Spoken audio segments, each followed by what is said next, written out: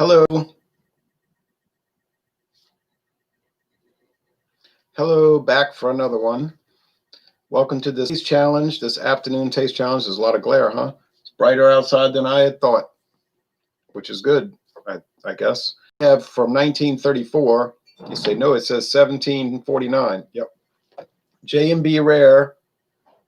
J&B Rare blended Scotch whiskey. Age 3 years, says right there on the back.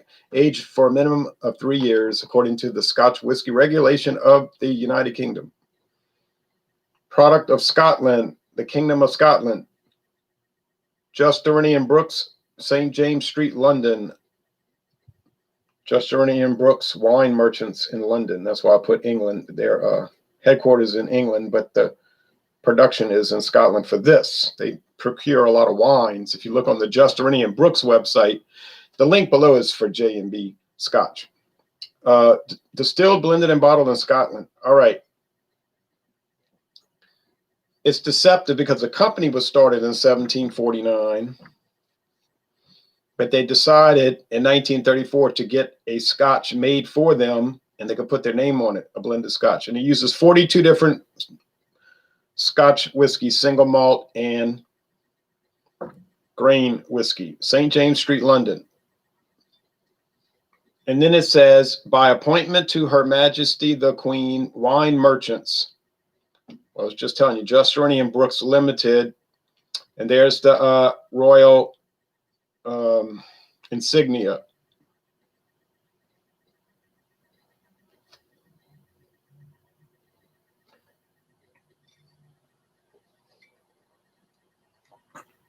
It's blurry, but that's the royal insignia.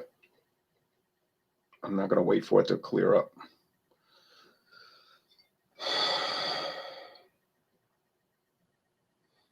It's got that same line on top of the crown. If you look at the Governor General of Canada and Jamaica and Australia and New Zealand, they have that same thing, that lion that's like, look like it's like about to strike you, like it's got its tongue out, like it's about to bite, scratch you, and that's on there. It says, by appointment to their late majesties, King George III, but it wasn't this, because King George III died in 1820. It was whiskeys from this company. King George IV, his son. King William IV, another son of his. Queen Victoria, granddaughter of King George III.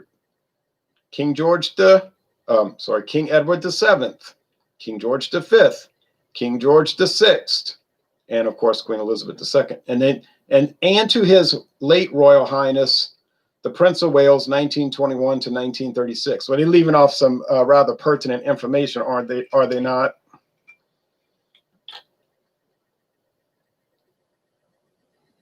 The Prince of Wales was the king for a time in 1936. They're talking about King Edward VIII.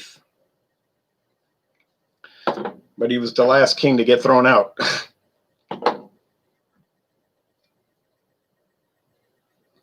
He abdicated, I know, he quit under extreme pressure, under duress, imported. So they don't even call him King Edward the Eighth on here. They just say his late, because he died 48 years ago. So I said they're clever with that. But he was basically terminated because he said, I don't want to quit. I'm staying. They said, well, then all of his ministers, the entire government, cabinet, you know, they said, well, if you stay, we're all quitting. You know, the entire government's going to quit. You run the country on your own. Oh, well, they had him trapped in. So he said, oh. Of course, he could have called their bluff, but he wasn't smart enough. I don't think he was smart. His own father was telling the government before he died, his heavy smoking father, King George V, basically died of emphysema, COPD, but he was saying, he cannot be the king. I don't care what you got to do. He's crazy. He's irresponsible. He's nuts. He's crazy. He's my own son, and he's not right. So then the younger son got to be the king. And then his daughter got to be the queen, who's still the queen today. All right, anyway, all that old drama. Now, the J&B always has a distinctive look. It's very pale, and it has almost a greenish tint like a Budweiser beer does. And it's pale, and I don't think they add coloring because it's aged 3 years in old bourbon barrels, and look, it just has a pale appearance. I don't think they add any color. That's how pale it's going to be. This one here, I don't know how long it's aged, but it's unusually dark. It might have coloring added. I don't know. I'm not going to talk about it, but it could be. But I have to close my eyes on this one because, well, you know, it's just too easily discernible on appearance. And I don't want to guess this on appearance. Now, I remember J&B.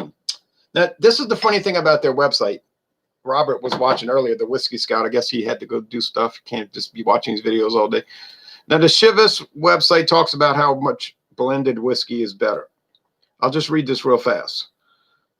Latest from Chivas. I think that's where it's under this section.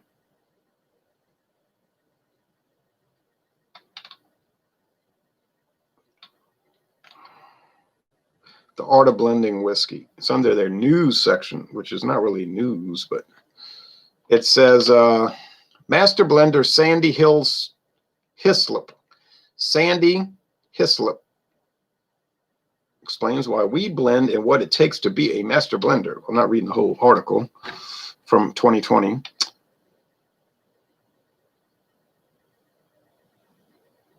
And they introduce it like blending is certainly an art. Blending whiskey certainly is an art. And then it goes into this. Here's his quotes. Sandy Hislop. What we're trying to do with blended whiskey is to take many different flavors and make something greater than the sum of its parts. Single malt whiskey can have a lovely individual flavor, but it's one-dimensional and doesn't have many facets.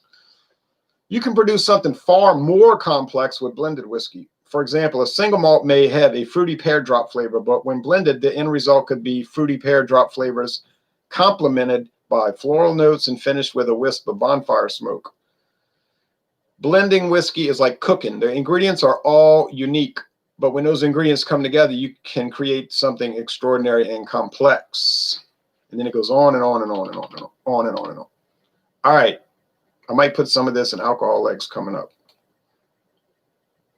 Jay Hoppy. Sup, Ryan? My birthday is tomorrow. Well, happy birthday on the 1st. I know somebody else that was born on the 1st. Hope you have a good birthday. 42 single malt and grain whiskeys and carefully blends them to create a subtle, smooth, and complex flavor. Now listen to this statement from J&B, who's owned by Diageo. Listen to this. And there's a mistake here. They forgot to put a space between the period and the next sentence, but I find so many errors on these websites. Listen to this quote. At the heart of J&B Rare are malt whiskeys from Speyside, a region recognized as the superior area in Scotland for making single malt whiskey. That ain't my statement. That's their statement. Now, who recognizes that? Them? You know, they never like tell you who says that. So there's J&B with controversial statement that Speyside is recognized as the superior area for making single malt. They say, what about Highland? What about Lowland? What about Isla, Campbelltown? Well, they say Speyside. And then you got Chivas over here, different company, talking about how blended is better than single malt. Hey, it's fun for me because all I got to do is read it and taste them, and I don't have to take sides because I'm not part of the industry. I just taste the stuff. You know, I'm independent on that. And I don't even care. I like them both. I mean, I care. It's interesting. You know what I'm saying? It's interesting. When I say I don't care, I mean I don't have a favorite. I don't have a preference. I haven't taken sides. I have no horse in the race. You understand? I'm neutral. I'm like Switzerland. I'm not taking sides. And I do believe in non-interventionism. I've said many negative things about the alliance system. all of which I believe. Oh, I can smell the fumes from the alcohol, let me assure you. There's a little doughiness, but it's not too predominant. Let's see over here. I just remember the J&B being so light and doughy, bread dough.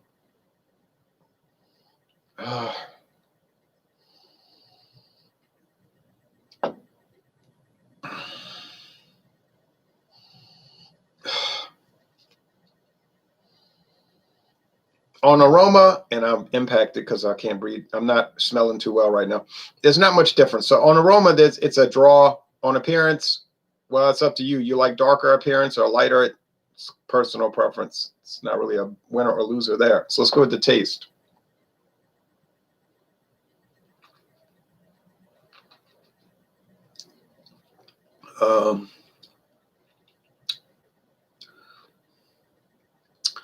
Okay. Honey top white bread crust. That's my guidepost.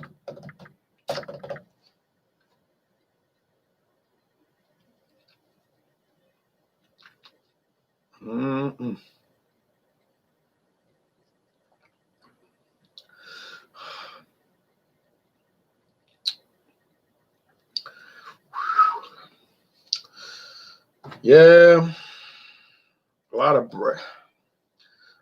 Some sharp alcohol, grain alcohol roughness. It's not really super dominant or anything, but it's definitely there. Cereal grains, you know, and some bread dough. It's kind of light in the body, and that's making me think it's the J&B because it's kind of light bodied, concomitant with the appearance. Which one do I prefer? Now remember the J&B. I got this on sale at ABC Fine Wine and Spirits in St. Petersburg, Florida, on U.S. Highway 92 northbound on 4th Street. Some of y'all know right what I'm talking about. Right down by 4th Street Shrimp Store. They had a sale for $18.99, and I've never seen it cheaper than that. I think Total Wine got it for about $20.99 right now. But let's say it's a $20 bottle. The Mizunara, $54. I don't care if one of these wins, and I prefer it. There is no way. No way in that there is an impossibility that it's a $34 bottle better. It's not going to happen. There's no way Chivas Mizunara is $34 better than J&B. Now you might say, "Oh, come on, J&B is just an old bar whiskey. They just make mixed drinks with that stuff." Well, that's what their own website says. Read the website. It doesn't say it's a sipping whiskey. It's first thing they talk about. Hey, let's talk about mixed drinks. Okay. But still, and then Chivas Mizunara, you can sip it. It's so good to sip. But you could add ice or use it in a cocktail. But it's really good for sipping neat or on ice. Okay, $34 more. I'm not tasting the $34 difference right here.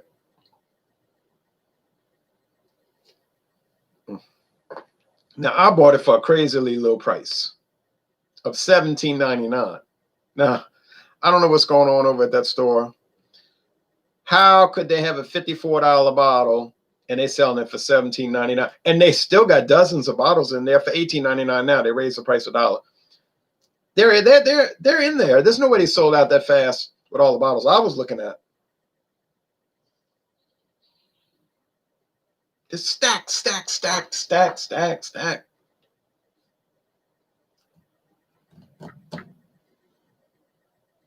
So, but forget that price because you're never going to see that. If you get it for $54, that's about what you're going to pay. You might find it for $48, but I would be shocked if you did. But we're going by regular prices right now. $20 for J&B, $54 for the Chivas Mizunara.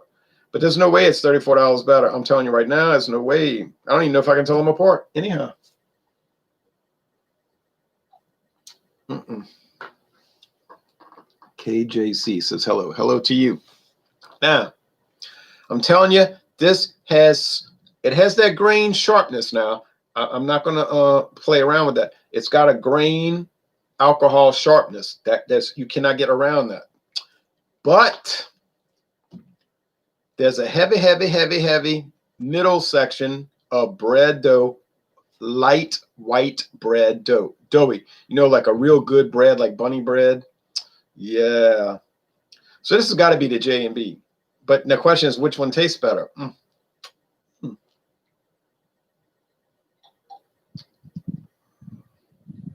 Oh. Now the Chivas Mizunara tastes darker, and I've talked about that in the last video. You could say, how can something taste darker? That doesn't even make sense. It's illogical. I realize that. It's just something about how it tastes darker. I don't know what that means, but I know it's there. And it's that honey-topped white bread crust. I mean, I guess it's better, but I'm not even entirely sure about that. I like light things. This one's light. I like light. I was listening to the Carpenters 2 nights ago. Don't get much lighter than that. I felt like I was on top of the world, looking down on creation. And really the only explanation I could find was the love that I found.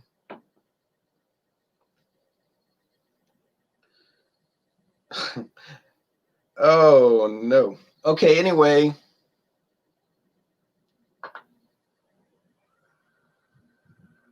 I'm going to say this is the Chivas. I hope it says letter C when I look at it. Ha, ha, ha. Ha, ha. I'm like Nebuchadnezzar. I rule the great empire of tasting. I am a king. But you see, one day I'm going to be at a party and I'm going to look and then I'm going to see a hand writing, a disembodied hand writing on a wall. And I'm going to be like, why they got that writing on the wall? You know. Heard that explosion? And then I'm going to be saying, what does it mean? What does it mean? And then somebody's going to say, you know what it means? It means many tiku you farson. I say, I don't speak that. It means you have been weighed in the balances and have been found wanting. But at this point, I'm not going to be because I'm getting them right. 3 in a row. I got 3 in a row. Three in a row. But you see, Nebuchadnezzar went crazy. Went out in the woods, living like an animal in the woods. Hair got long, fingernails got long, screaming, hollering like an animal. He had to be humbled, like Captain Humble. But I can't be humbled if I keep getting them right. You see, I did the Chivas Regal 12-year versus the Mizunara, and I got it right. I did the Buchanan's 12-year deluxe against Chivas Regal Mizunara, and I got that right. Now I did J&B, Justerini Brooks, and my nose is still messed up. I got that right, 3-0. So now I guess I'm going to be like Alexander the Great, who started to go around telling people, you know, he's telling people, you know, I don't think Philip is my father. And they would say, what you talking about? He said, I really think Zeus is my father. They said, the king of the gods. Yeah. He said, I think Zeus came down from Olympus and made my mother have a baby. And that's why I cannot lose. And I took over Egypt and I took over Syria and Babylon. And now I'm going into India. They said, don't develop hubris. Don't develop it. You're not a god. He said, I am. He started wearing the sun on his breastplate and his belt buckle. You know, the sun god, Zeus. And then he died of fever when he was 32 years old, 33, and he was no god.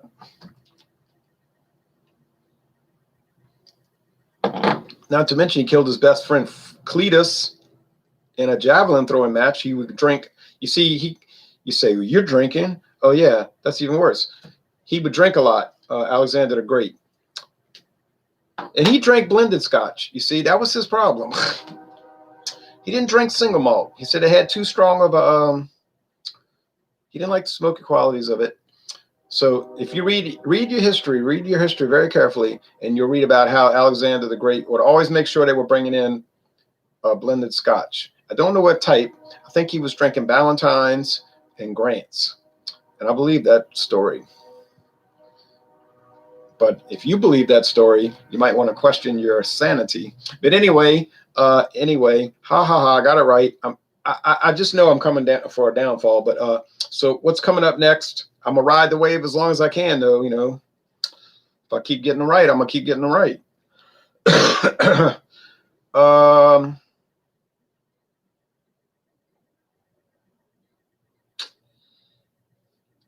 It's gonna be Johnny Walker Red Label. Another 3-year age. You see, Johnny Walker. Yep. Red and black. But I don't have black label. I got Johnny Walker Blue Label. Coming up. So Johnny Walker Red Label's coming up on Saturday morning at Dawn Busters. Then Sunday morning on Dawn Busters, we're going to go up against the Blue Label, Johnny Walker Blue Label. That one better win $229. But that's a controversial product right there. Then and of itself. Anyway, so thanks for watching. 4-0. I mean, no, not 4-0, 3-0, right? I beat the Chivas 12. I beat the Buchanans, and I beat the J&B. Okay, 3-0. Oh, yeah, but still, I could keep winning, you know. I could keep winning. All right, thanks for watching this video production, and that's it. Everybody have a good New Year's Eve. We'll be back at 6 o'clock Central Time, New Year's Eve night for sparkling wine and or champagne. Thanks for watching this video production.